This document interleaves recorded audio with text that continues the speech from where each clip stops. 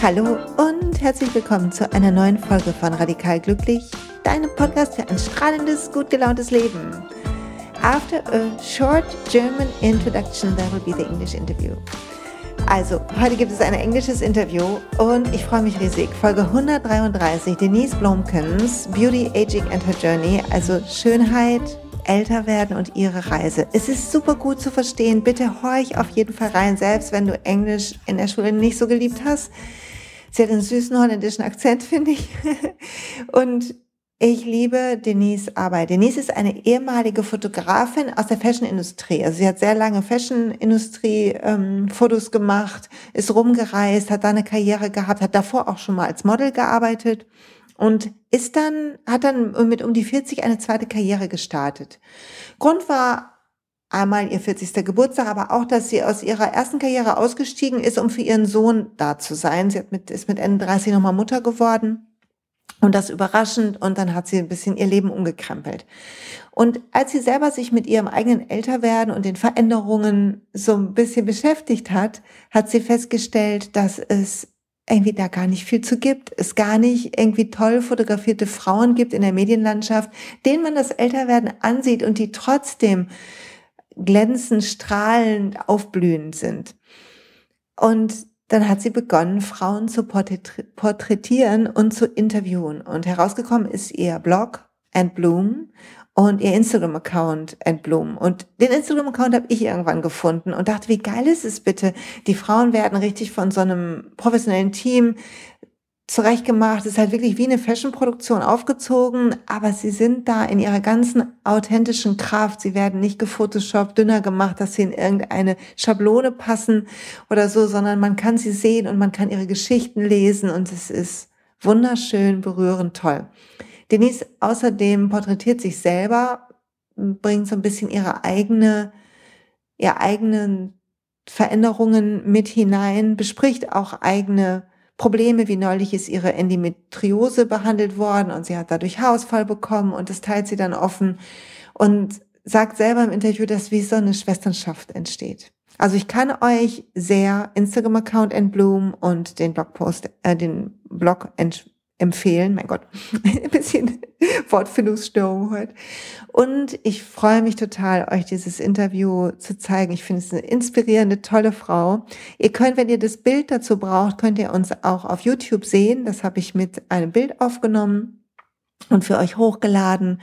Und auf dem Blogpost zu dieser Folge ist verlinkt ihr Buch. Das Buch kommt jetzt im Oktober auf Englisch raus und wird gerade schon übersetzt ins Deutsche. Das heißt, im nächsten Jahr haben wir ein wunderbares Buch über sogenannte Bloomers, wie sie es nennen, also Frauen, die in ihrer vollen Blüte stehen und die ihre Geschichten ehrlich teilen und ihre Verwandlung und das, was bei ihnen gerade los ist im Leben, ob das Wut ist oder Freude oder stiller werden oder was auch immer.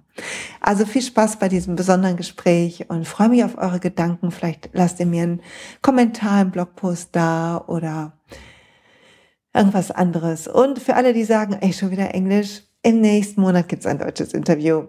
Versprochen. Und jetzt los zur Folge. Viel Spaß. So, I am happy and honored that you're taking the time.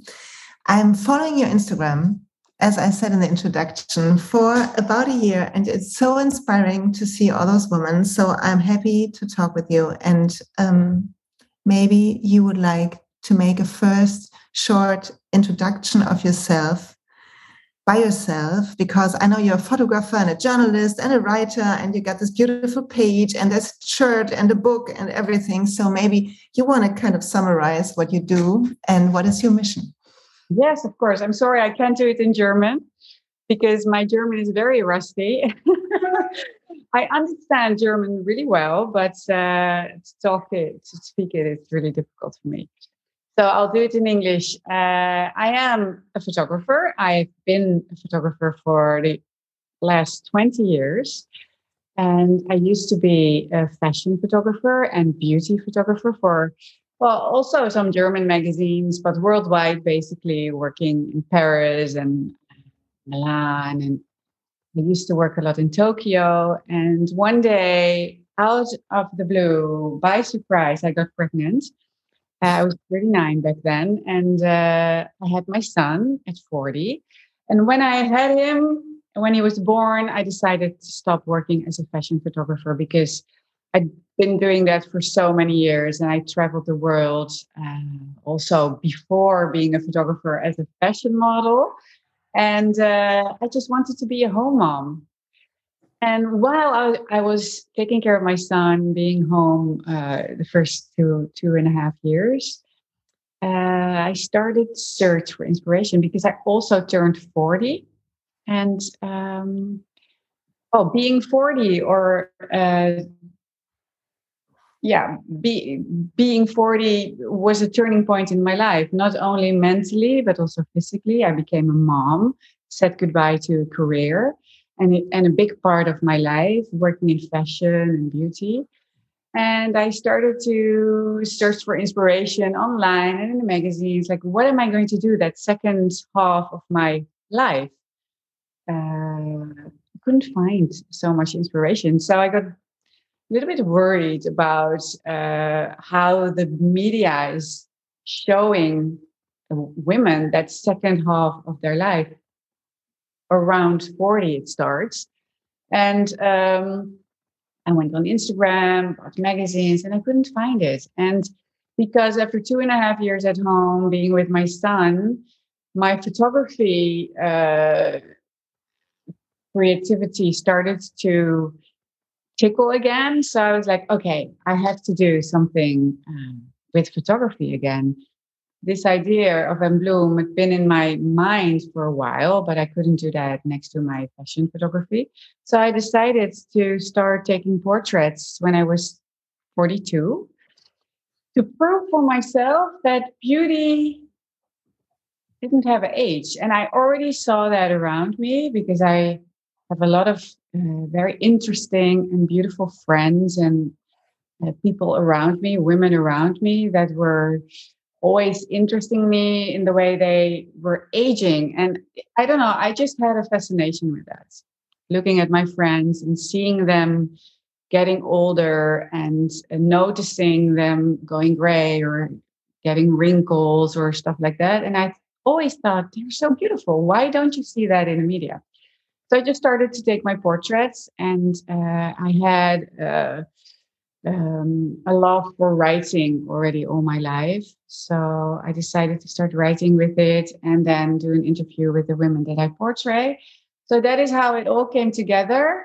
I have a thing with computers. I really love to edit, create websites. And, it's just like a puzzle that came together, writing, photography, internet, social media, all these kind of things, websites, editing, and Bloom was there. So that is me in a nutshell. That is beautiful, and that's what fascinated me from I think the first time I saw a post. I don't know how, was a hashtag. I don't know why I found you, or why you got on my phone, but that sentence you just said, that beauty has no age. I feel like as a woman, when we grew older, I have turned 51 this year, and there's a lack of showing the beauty of aging. It comes when women are around 80 or 90. There's a fascination in wrinkled faces and stuff. I see that on media, but there's kind of like a black hole where my age is. It's kind of changing right now, but I felt that too. And I want to know, since you're showing the woman you portray, I feel like they are shown in a special way. It's always colorful. It always reminds me of kind of late summer days, mm-hmm. where things are joyous and straight too, but it has something joyous. So do you want to talk about your language in your work?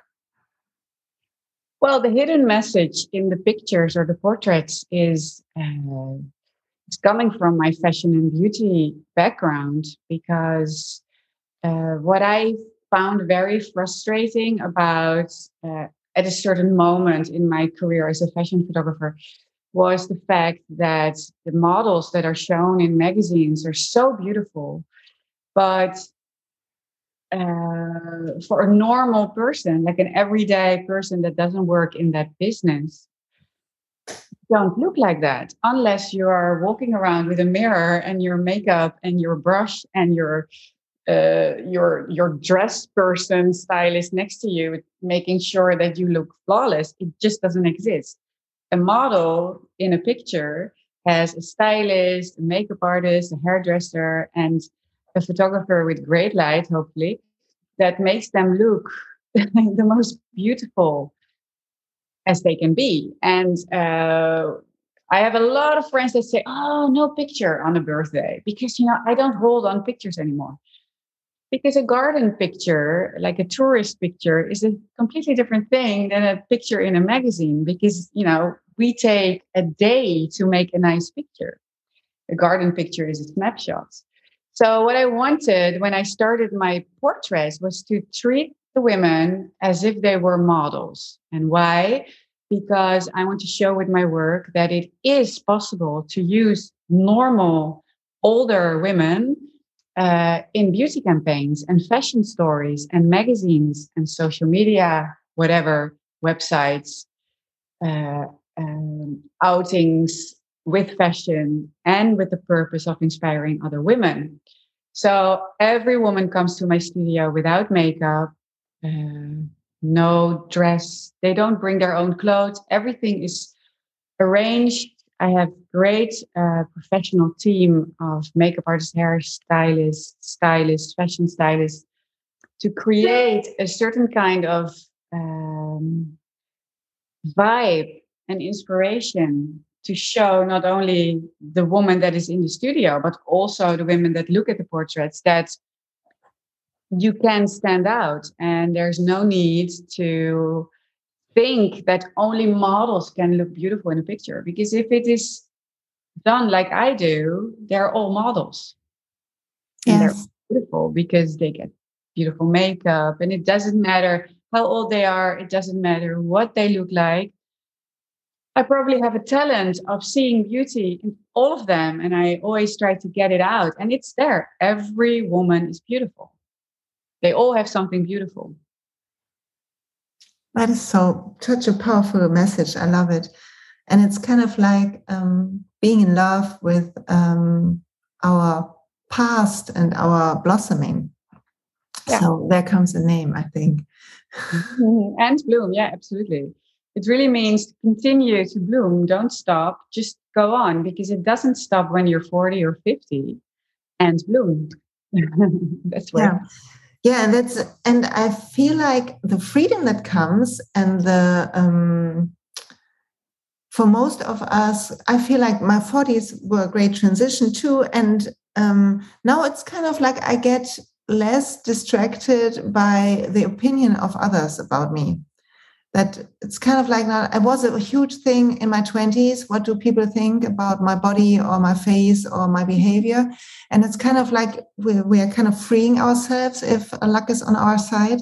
Yeah. And how great if we can show our freedom and express it in colors and clothes and let ourselves shine. So I really love that message. Yeah.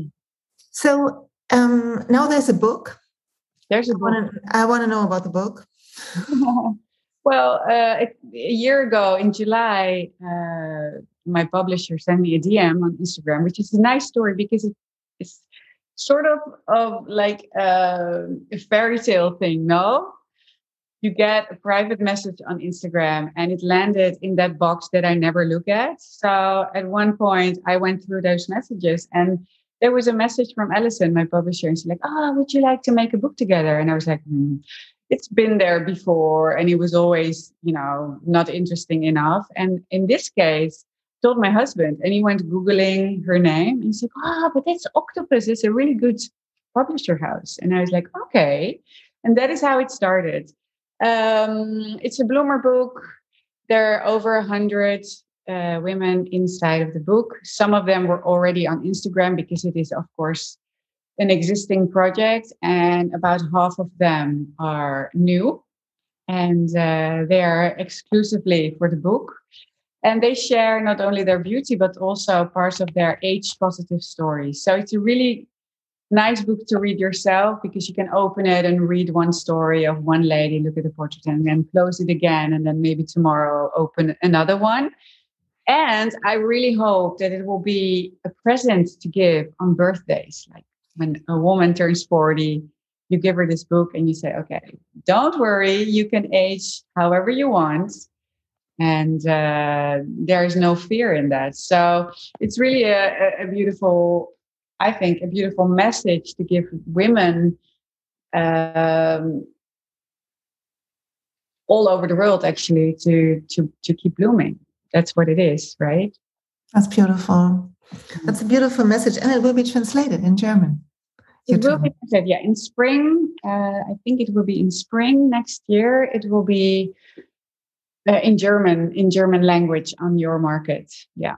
That is great. That is great. So coming back to being 40, your younger you, and kind of feeling that women are not really seen in your age in the media. How about your own, did your work affect your own beauty routines, your the way you look at yourself and your aging process? Yeah, absolutely. Because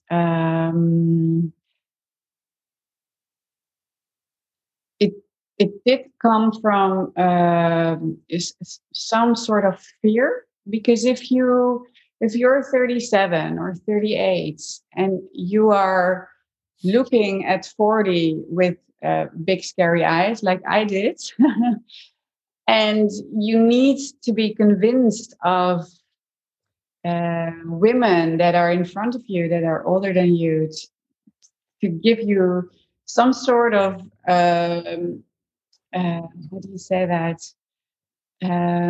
Comforting feeling that everything will be all right, and it isn't there. And that's scary. So I was like, oh no, when I'm 40 or 45, I cannot wear this jeans anymore, or I cannot wear red lips or crazy makeup. And it's all gone. It's all gone because it wasn't there. And when I started to do my fashion and my beauty portraits with women that I know, they were like, really? Are we going to do orange makeup or orange eyeliners and, crazy makeup? And once we were doing it and having so much fun with it, and then seeing the final portrait and posting it on Instagram, and all the reactions of the women that are going like, yeah, that's just like, see, that is what I mean. And when you see that as a viewer, but also as a creator, it gives so much satisfaction. And not because of the success, but because of the reaction, the positive mission that comes out of it. And it convinced me to continue, of course, but also to inspire myself that aging is nothing to fear or nothing to change for. There's nothing to change, because the change you go through is a very natural one. Nothing is forced. It's like the other day here in the Netherlands, we read an article in the newspaper, and it said something about how young people are so happy that they can go to festivals again and dance and go out and go crazy. And my husband and I were there at one point in our lives, and we looked at each other and we're like, okay, but that's crazy, because we totally missed that. We didn't go to that festival, but we didn't want to go to that festival. And I have girlfriends that are younger than me, and they're like, oh, but I cannot imagine myself not going out anymore and not going crazy and dancing. And I'm like, but it will happen. Of course, I still like to dance, but just not that frequently anymore. And it's not a must. There's no need. There's a natural flow of change in your body and your mind and your needs. And it goes very natural. And if you let it go, you age ageless, I think. Yes, and I feel like the things that you do, since time will end someday, it's like it's getting more precious. Mm-hmm. I try to choose more wisely. It doesn't, well, I kind of choose wrong sometimes, but I try to make good decisions so I'm happy and I feel good. And I think in a younger age, it's kind of still that search for something, for that high, or whatever, that partner or Yeah, yeah, of course. whatever. And that goes away. So that's cool. Yeah. Let me talk with you about makeup and making yourself beautiful, because you're doing makeup tutorials too. Not Yeah. only your wonderful art, which I have to learn it. I still have to learn it. And so what's that about? Is it also like making myself, doing something good for me, or is it making yourself beautiful? Just tell me the story about it. Well, when I started this project, I started it as a photographer. So I wrote a small plan of how I'm going to do this project 3 years ago, and it said, okay, once every 2 weeks you have to post a selfie, because if people know who is creating the platform or the project, then they have more feeling to the creator and also to the portrait. So I started to make selfies and I was totally uncomfortable about it. I was like, okay, this is weird, because I hadn't been on a picture as a model for 15 years before that. So it felt all a little bit strange. But then going on with those selfies, I thought, okay, but this is a weird process, because you start to look at yourself differently. Like you're starting to get good at something because you're doing it frequently. And not only do you get better on making the selfies, you also learn how to look at yourself in a very different way. And I mean, I've been doing this for 3 years now. And of course, in those 3 years, not there weren't major changes, but there were some changes. And by training my mind to look at myself in a positive way, I also learned to appreciate myself in a very different way by making those selfies. So I always promote making self-portraits on Instagram on my account. And then there was Reels, the new Instagram thing, and I was like, okay, do I really have to do that? You know, I mean, I've made a few and I deleted a lot of them because, but lately I'm having a lot of fun with them. And what I'm trying to say with my tutorials, because I am no makeup guru, I'm not a makeup artist, but it's funny that we all experience basically the same thing, is that less is more when you grow older. And I don't use any foundation and only a little bit of blush, but I always try to do mascara, eyebrows, and I use a lot of lipsticks. On my portraits, I'm like, okay, we can go brighter. And I'm not a makeup artist, so I cannot do it on myself. But next week or so, we have a shoot planned with a makeup artist, and she's going to do it on me. And then I'll photograph that. I think it's important to love yourself. And it doesn't mean that you have to say, oh, I'm so beautiful, because that's not the point. But by doing a daily routine of skincare, or trying to dress up nice, or doing your own makeup, it can be very natural. You have you treat yourself in a really nice way. So self-love is important, especially when you grow older, because you need to accept your new you. And by getting to know yourself, not only on the inside, but most of us also do, but also on the outside, it helps to age easy, or better, or with more love, with more self-love. Yeah, that's true. I recently discovered that me using filters on Instagram is kind of making a wrong impression of myself in my own head. Mm-hmm. Because I saw I'm shooting online courses and stuff like that, and I saw a film of me to see if everything is okay, what we produced, and I saw myself like, well, I look older, and then I realized that I'm so used to me looking at myself with a filter Okay. that it kind of changed something in my head, kind of like the image changed a little bit.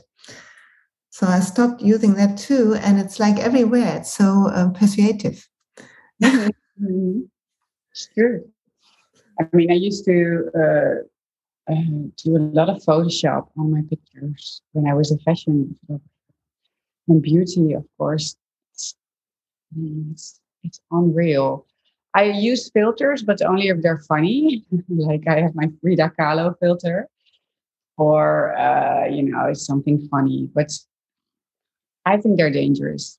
Yeah, that's true. Yeah. I feel that too. But it took me somewhere. So let's talk about learning to love ourselves. Do you have some advice of your journey for women listening us and struggling? Well, I mean, I have this saying, and it's a very, very well-known saying. Of course, it's the mindset is everything, and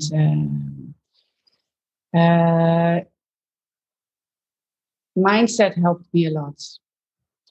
If you are waking up in the morning, for instance, and stand in front of the mirror and you start with, oh my God, oh, I look horrible. I look old. Oh no, I have a new wrinkle. Oh no, oh, horrible. Oh, I'm going gray. Oh, then you straight away set your mind to negativity.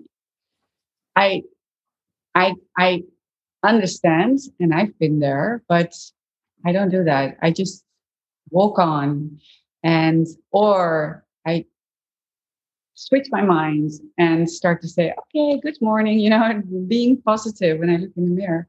Or I wait until I am done dressing and doing my hair and makeup just to look really at myself in the picture, in the mirror, because mindset is very important. What I think is going on in the media is that if you have nothing to compare yourself with, except for younger versions of yourself, then there's a lot wrong with you, because when you grow older, you get wrinkles and everything starts to sag a little bit. And, you get these lines and the 11s, as they say, and, gray hair.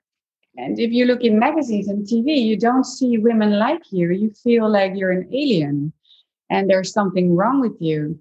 My advice is a more positive mindset. And if you have to compare yourself with women that are your own age or older than that you are, because that will show you what you look like. And in most cases, that is a very normal look. And the media is unfortunately showing only younger women and the most beautiful women. So if you compare yourself with that, you get really unhappy.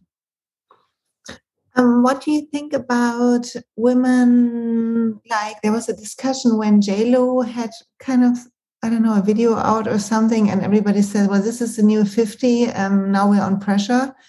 Yeah. So how do you feel about that? Is there pressure on women aging to stay younger and fitter?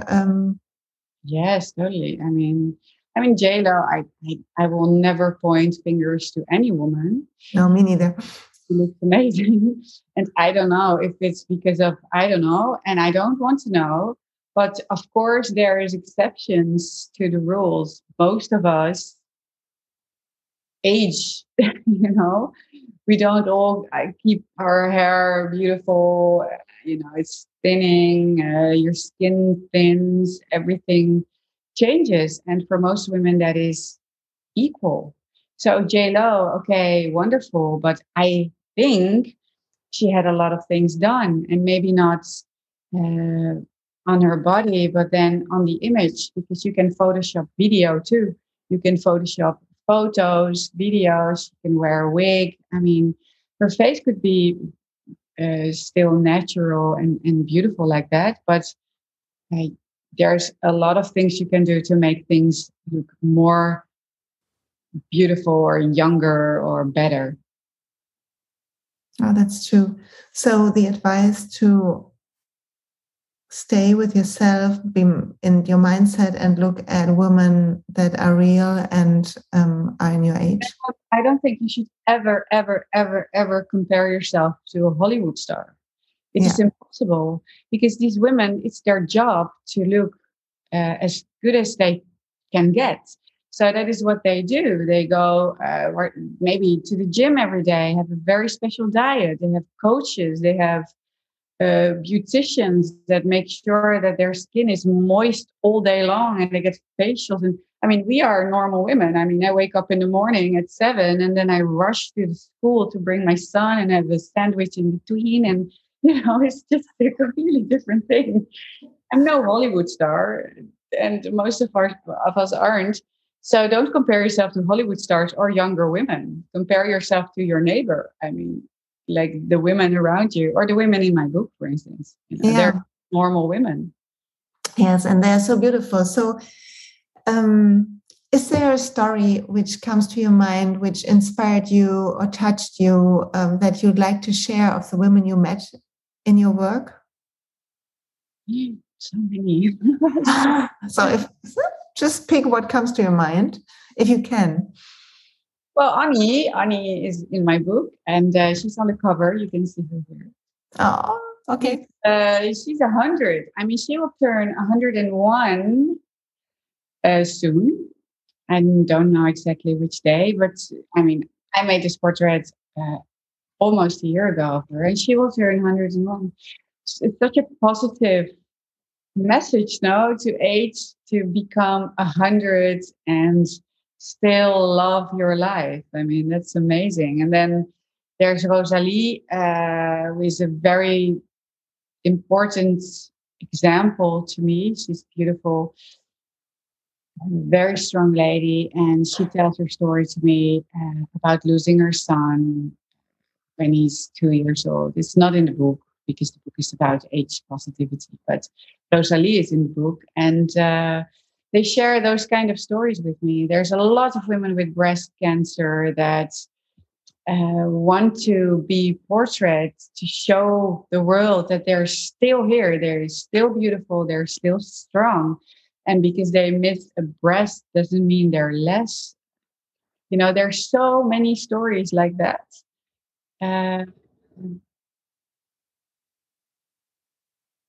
I think they're all interesting. You see, every woman has a nice story. And what is the most interesting about that is that we almost all have similar stories. Like for all of us, there is a lesson to learn. And one is losing child. The other one is really ill, divorces, difficult youth. We all have our obstacles, and some have them early in life and others have them later. But I mean, life can be really a tough journey. And then all of us go through menopause. They talk about that too a lot. And 90% is physically changing a lot when they're aging.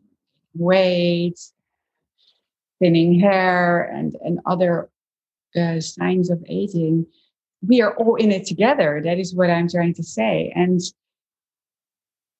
if that would be the bigger message to women, I think we would be much stronger, and not having us led by the beauty industry screaming anti-aging, you shouldn't age. I mean, we're aging together, and we're all doing it. We're all going to do it if we're not older yet. I mean, my next door girl neighbors, they will be 50 one day. And if you're lucky, if they're lucky. So I think these stories need to be told. And when you tell stories more openly and be more open about a lot of aspects of growing older, then you take away the fear, because then you normalize things. And when you normalize things, there's no secret about it anymore. Yes, and talking about, you're so right. Thank you for your words. And you mentioned menopause, and when I got into it, there was a lot of fear and a lot of where the normal medicine has its own way.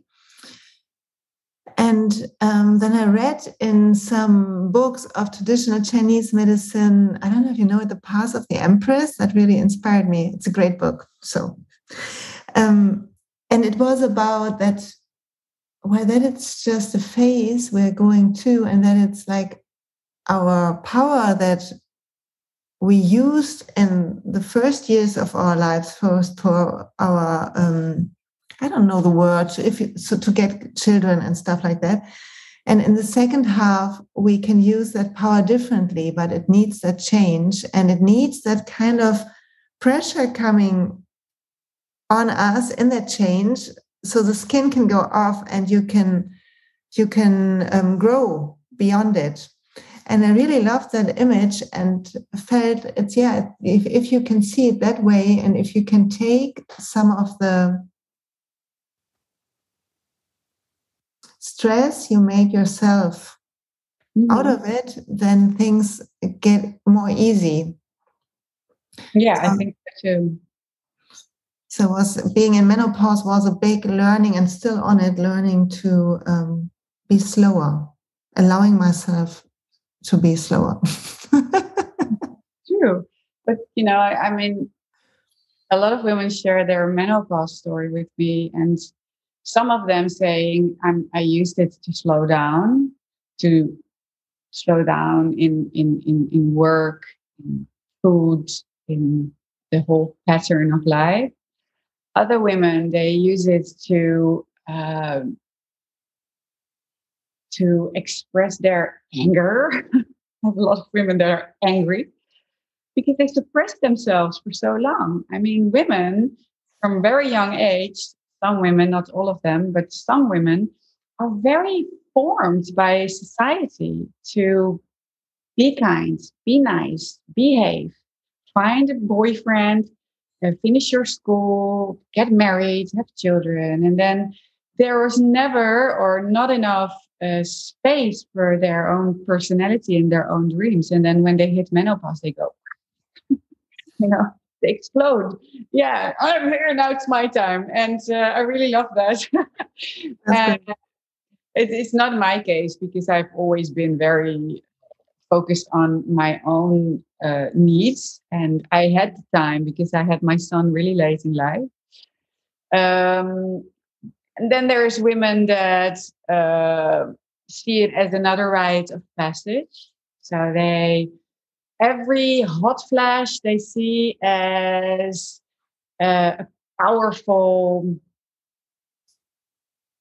like a flash or something. I mean, I've heard so many stories about like a power thing, and you can. True. It's a good framing. They mainly see it as something positive, and I think that's a good thing. Also, to talk about it and to give everything a name. And what if we would say, okay, every hot flash is power that is inside of me that wants to come out because it's been stuck, and now it's time to open up. It's a very different way of looking at a hot flash than before, than seeing it in a negative way. Oh, I'm hot, oh my hot, I'm dripping. So it's I think it's very good that women are talking about it and just open up. Yeah. Yes, and it's a good way to help us women grow together instead of being in a competition with each other. Mm-hmm. So that's true too. So I want to know, I think kind of you mentioned it, but it's on my list and I think we can go there again.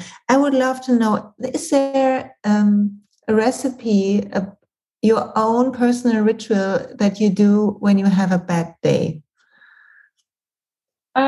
Well, when I have a bad day, I give in to the bad day, I guess. Because you're allowed to give in. I don't believe in masks, or of course there's bad days and I need to work. If I take that example, like I have to go to a job or I have a shooting planned, or then, I'll just do it. I'll stand up, put my shoulders under, and just go for it. I can do that switch, but I've been doing that for many years because I have endometriosis. Oh. And I have a lot of pain when I'm having my periods. And when I was younger, it was a nightmare. Of course, I had to go to work and then had my pains, and I would always somehow find a switch and just switch it and go to work, and nobody really noticed anything. These days, I love to give in because you're allowed to have bad days and you're allowed to feel bad. Just ignore the mirror and don't ask too much from yourself. And, feel what you feel and try, maybe write it down. I write it down a lot, and, I turn on Netflix or read a book or whatever. Yeah. Okay, that's good. Thank you. And how about the balance between family and your mission and your work? Is it like an easy flow, or is it like for some of us it's like a little bit? Mm-hmm. Well, I've been blessed, of course, with having a great career before my son came, and I worked for 25 years full time, all the time. I was a real workaholic before my son came, and when he arrived, I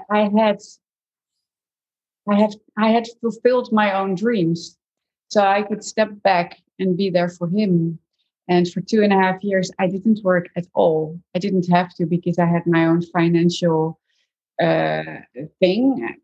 I worked so much and so hard that everything was fine in that matter. So I could invest all my time in my son. And then after 2.5 years, I felt the need and I had to work again. I could build this and Bloom project around him. And I work from home. So now he's off to school and I'm here. So, it's the other way around. But it's nice for my son that his mom is at home. And I brought him to school. I will pick him up later and we'll have a great conversation. And I go back to my work again. It's a natural flowing thing. So there's no balance. But I know a lot of women, especially when they're younger, and that is what I said before, there's no time for them because they are holding up all balls, having a career, being a great wife to their husbands, still having a very crazy, probably very fun social life, and having children, bringing them to football, tennis, school, all these kind of things. I think a lot of women are suppressing themselves and they have to wait until midlife before they can bloom again. Yeah, that's true. That is so true. So is there anything you would love to share? And do you have a book that you would love to recommend which inspired you?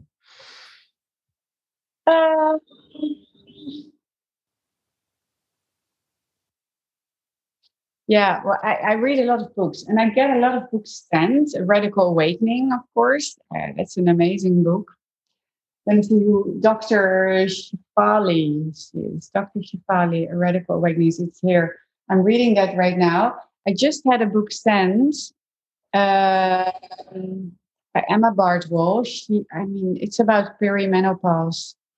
I can send it to you later, the name. And I'm in that phase. So for me, it's really nice to read about perimenopause and nutrition and how to go through this phase in the most balanced way without fearing it, but to embrace it.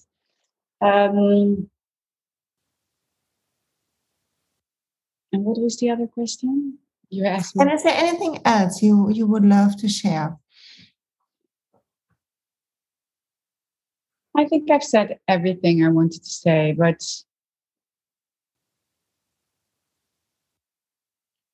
I hope I can inspire women, especially with my Instagram, because that's daily, but also with the book, to just age in a very happy and very easygoing way without feeling pressure from media or Hollywood women or beautiful models to look like that. Because, it's just, there's no need to do that. Impossible. Unless you're gorgeous and I don't know, there are women that look like that by nature, but, there's more women that, they shouldn't feel that pressure. And I think that is what I want to share.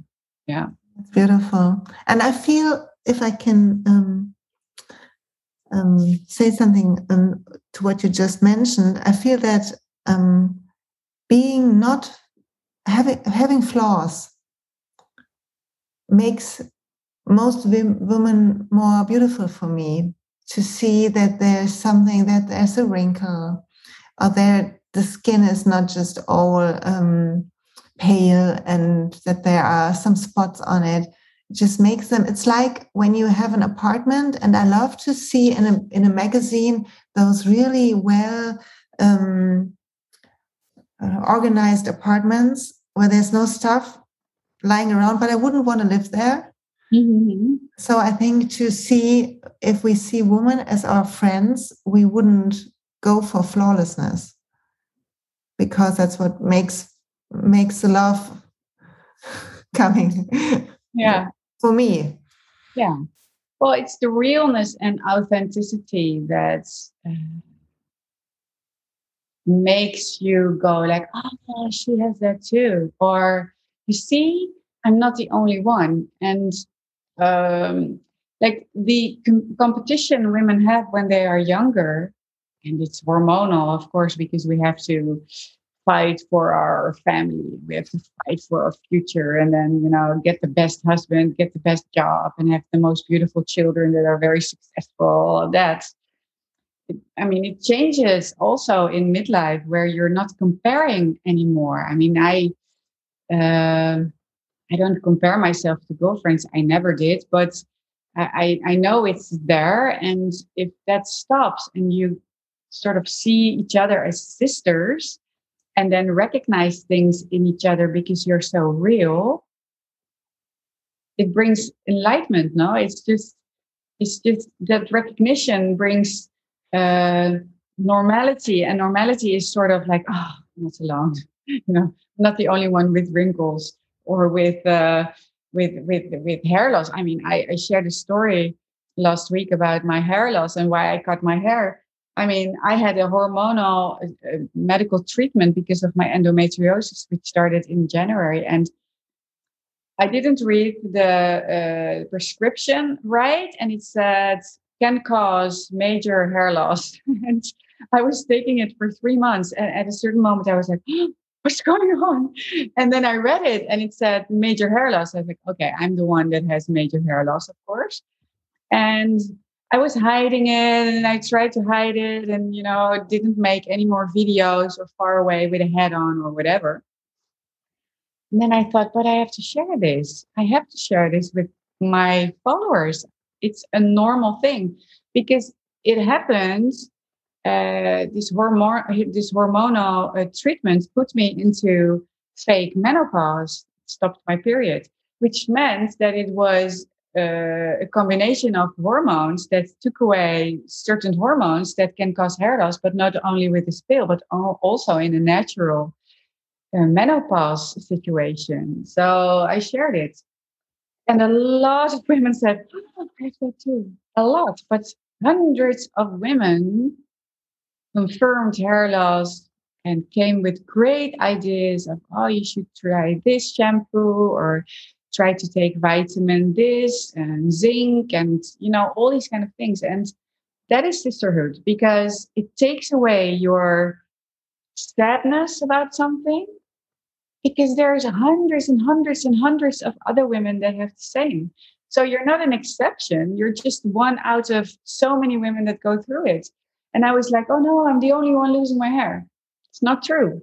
A lot of us go through it, and that is made me feel comfortable and also more. How do you say that? More confidence in this journey by just sharing it and showing it and making it a subject. It's a great thing. And that is one subject, that is only one subject. There are subjects of infertility that I also talk about. I was infertile, and but I had a son by luck. There's a lot of women that never have children, but there's a lot of women that have no children but wanted one. And you don't really hear about those. We all know, but she doesn't have children. We don't know why she doesn't have children because we don't talk about it. And there's a lot of sadness there. So I always try to talk about that too, also about menopause, of course, and all those difficult subjects. And then shared from a real women point of view and not from a professional point of view. I like the term of sisterhood. I think that's great. And it's like when I think of that term and think of your page, then it's like there's a huge, colorful, well-done portrait of all those sisters, kind of, yeah. And everyone is beautiful. So that's great work. Thank you for it, really. And I have to share something personal. It really inspired me, not today, but to buy more colorful and bloomy stuff to wear. Because I always loved it, but I always felt kind of like, oh, that's not cool. You should be more like, look a little cleaner. And then I saw this picture. No, I should wear those flowers. So that was great too. Very white and blue today. So this doesn't have to be every day. But sometimes it's nice. Yeah. Yeah. So thank you for your time. I will put your book in the show notes and your website, which is beautiful with lots of nice stories and texts and of course, pictures, and your Instagram so everybody can find you. Yeah, thank you. Thank you for taking the time, and you're welcome. Thank you for having me. Looking forward to see your book in German. That would be nice. Thank you.